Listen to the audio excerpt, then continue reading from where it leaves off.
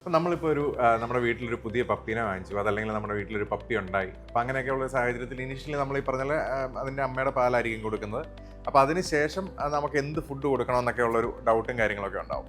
അപ്പോൾ അങ്ങനെയുള്ള സാഹചര്യത്തിൽ നമുക്ക് കൊടുക്കാൻ പറ്റിയ ഒരു ഫുഡാണ് ഈ പപ്പ് ബൂസ്റ്റർ എന്ന് പറയുന്നത്. അപ്പോൾ നമ്മുടെ ഈ മദറിൻ്റെ മിൽക്കിനും അതുപോലെ തന്നെ ഒരു ഡ്രൈ ഫുഡ് കൊടുക്കുന്നതിൻ്റെ ഇടയ്ക്കുള്ള ഒരു പീരീഡിൽ നമുക്ക് കൊടുക്കാൻ പറ്റിയ സംഭവം. അപ്പോൾ നമ്മൾ ഈ കുട്ടികൾക്കൊക്കെ നമ്മൾ സിർലാക്ക് കാര്യങ്ങളൊക്കെ കൊടുക്കത്തില്ലേ, സെയിം രീതിയിലുള്ളൊരു പ്രൊഡക്റ്റാണിത്.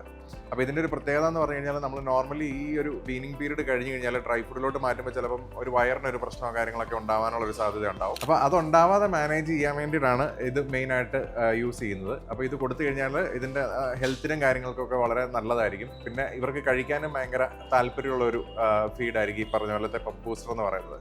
അപ്പോൾ ഇത് 3 ബ്രാൻഡ്സിൻ്റെ അവൈലബിൾ ആണ്. ഒന്ന് ഫോക്കസ് എന്ന് പറഞ്ഞ ബ്രൂൾസിൻ്റെ തന്നെ ഫോക്കസ് എന്ന് പറഞ്ഞിട്ടുള്ള ബ്രാൻഡ്, അതുപോലെ തന്നെ കനേൻ ക്രീക്ക്, അതുപോലെ തന്നെ ട്രൂൾസിൻ്റെ പപ്പ് ബൂസ്റ്റർ. ഈ 3 ബ്രാൻഡ്സും നമ്മുടെ റോംസ് ആൻഡ് റാക്സിൻ്റെ എല്ലാ ഔട്ട്ലെറ്റ്സിലും അവൈലബിൾ ആണ്.